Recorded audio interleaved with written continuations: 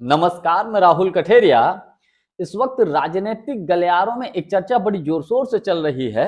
क्या झारखंड के मुख्यमंत्री हेमंत सोरेन साहब इंडिया गठबंधन को छोड़कर एनडीए गठबंधन में शामिल हो सकते हैं? यानी कि झारखंड में भारतीय जनता पार्टी के साथ मिलकर हेमंत सोरेन साहब आने वाले समय में सरकार बना सकते हैं। इस तरीके की चर्चाएं चल रही हैं, जबकि हेमंत सोरेन साहब को राहुल गांधी जी का बेहद खासम खास माना जाता है। अगर हेमंत सोरेन साहब ऐसा करते हैं, हालांकि ये चर्चाएं चल रही हैं, मैं ये बिल्कुल नहीं कह रहा हूं कि साहब वो शामिल हो जाएंगे एनडीए में, बीजेपी के साथ चले जाएंगे, लेकिन ऐसी चर्चाएं चल रही हैं। अगर वो शामिल होते हैं तो इसके पीछे क्या कारण हो सकते हैं, वो कौन सी वजह है जिनकी वजह से हेमंत सोरेन साहब इंडिया गठबंधन को छोड़कर एनडीए गठबंधन में शामिल हो सकते हैं। तो इन तमाम बातों को लेकर मैं विश्लेषण करूंगा, लेकिन उससे पहले यदि आपने अभी तक हमारे चैनल को सब्सक्राइब नहीं किया है तो सब्सक्राइब कर लीजिए, घंटी के बटन को जरूर दबा दीजिए। और एक छोटी सी अपील, हमारे वीडियो के डिस्क्रिप्शन में हमारी शॉप है, उसमें तमाम प्रोडक्ट्स हैं। उनमें से अगर कोई आपको पसंद है तो लिंक भी दिया गया है, लिंक पे जाकर आप वो प्रोडक्ट खरीद सकते हैं। खैर, बात मुद्दे की करते हैं। हेमंत सोरेन साहब, हेमंत सोरेन साहब अगर इंडिया गठबंधन को छोड़ते हैं तो एनडीए गठबंधन में क्यों जाएंगे, बीजेपी के साथ क्यों जाएंगे? जबकि जो विधानसभा का चुनाव लड़ा था वो तो उन्होंने भाजपा के खिलाफ लड़ा था, इंडिया गठबंधन के साथ मिलकर लड़ा था।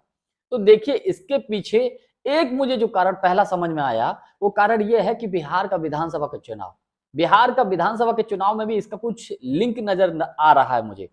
और वो ये लिंक है कि देखिए, जब झारखंड में विधानसभा का चुनाव हुआ था तब हेमंत सोरेन साहब ने आरजेडी को वहां पर जो सीटें मांगी गई थी, उन्होंने आरजेडी को सीटें दी और आरजेडी कुछ सीटों पर वहां चुनाव जीती भी। लेकिन जब बिहार का विधानसभा का चुनाव हुआ तो हेमंत सोरेन साहब ने कहा जा रहा है कि शायद 6 सीटें मांगी थी, 6 या 6 के आसपास। लेकिन तेजस्वी यादव जी ने लास्ट मोमेंट तक हेमंत सोरेन साहब को लटकाए रखा और उनको सीटें नहीं दी। उस वक्त खबरें ऐसी आई थी कि शायद हेमंत सोरेन उसी वक्त नाराज थे और बाद में राहुल गांधी जी ने उनको मनाया था। खैर, वही 30 हेमंत सोरेन साहब को है और तेजस्वी यादव जी ने तो सबको चूना लगाया था, चाहे वो हेमंत सोरेन साहब हो, चाहे कांग्रेस हो, चाहे मुकेश सहनी हो। मुकेश सहनी को तो कांग्रेस ने अपने खाते से कुछ सीटें दी थी और किस तरीके से लास्ट मोमेंट तक तेजस्वी यादव सीटों के बंटवारे को लटकाए रखे थे, हर किसी ने देखा। और कुछ सीटों पर तो फ्रेंडली फाइट हुई थी। तो मुझे एक कारण तो ये नजर आता है कि शायद हेमंत सोरेन साहब इस बात से आहत हो, नाराज हो कि देखिए, हमारे राज्य में जब चुनाव हुआ, झारखंड में हमने तो सीटें दे दी, लेकिन जब आज बिहार की बारी आई तो इन्होंने हमको सीटें नहीं दी। तो इसलिए हो सकता है उनका मन थोड़ा सा गुस्से में हो, वो गुस्से में हो, इसलिए ऐसा हो सकता है। पहला तो ये कारण है। दूसरा कारण इसके पीछे मुझे राजनीतिक नजर आता है, राजनीतिक मजबूरी। देखिए, हेमंत सोरेन साहब ने जो विधानसभा के चुनाव के दौरान जो बड़ी बड़ी घोषणाएं की हैं झारखंड की जनता को लेकर, तो जो घोषणाएं की हैं विशेषकर आर्थिक तौर पे, तो उसमें चाहिए पैसे की जरूरत। और भारतीय जनता पार्टी क्या खेल खेलती है, मोदी सरकार क्या खेलती है, जिन राज्यों में बीजेपी की सरकार है वहां के लिए तो खजाना खुला है, पैसा दे देती है। लेकिन जिन राज्यों में विपक्ष या इंडिया गठबंधन की सरकार है, वहां पर उनके पैसों को भी रोका जाता है। अपनी तरफ से देते तो बहुत कम देते हैं, पहले तो देते नहीं, देते तो बहुत कम, उल्टा उनका जो पैसा लटका हुआ है उस पैसे को भी नहीं देते हैं। ऐसी ऐसी तमाम राज्यों में ऐसी हैं। और जो विपक्षी जिन राज्यों में सरकारें हैं वहां पर उनके बिलों को भी लटका दिया जाता है राज्यपाल महोदय के माध्यम से। हम सब ने इन चीजों को देखा है।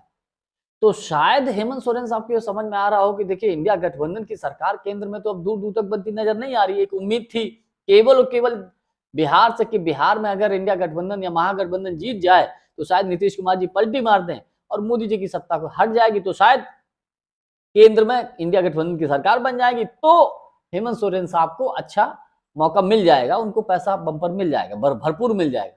लेकिन अब तो दूर की कौड़ी नजर आ रही है, क्योंकि जिस तरीके से भारतीय जनता पार्टी राज्य दर राज्य जीतती जा रही है, तो अब बीजेपी से दुश्मनी लेकर, भैया बीजेपी से बुराई लेकर कहां जाओगे? और हेमंत सोरेन साहब को तो बीजेपी जेल में भेज ही चुकी है, कहीं दोबारा से ना भेज दें। हो सकता है ईडी सीबीआई इनकम टैक्स का प्रेशर हो, ये इनके पीछे ये भी कारण हो सकते हैं। तो इस वजह से हेमंत सोरेन साहब ने सोचा हो तो इससे बेहतर है, जेल जाने से बेहतर है या कि एनडीए गठबंधन के साथ ही चला जाए और कम से कम 5 साल तो सकुशल अच्छे से काट लेंगे। और जो उन्होंने पब्लिक से वादे किए हैं, झारखंड की जनता से जो वादे किए हैं, उसके लिए उनको जो पैसे की जरूरत होगी, वो जब एनडीए के साथ होंगे, बीजेपी के साथ होंगे, तो बीजेपी उनको वो पैसा भी खूब देगी।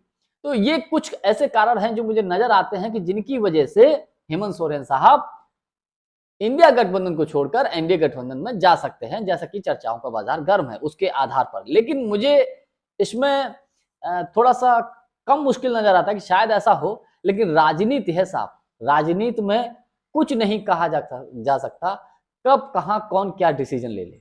खैर, जानकारी हमारी आपको कैसी लगी कमेंट्स करके हमको जरूर बताइएगा। बहुत बहुत धन्यवाद, नमस्कार।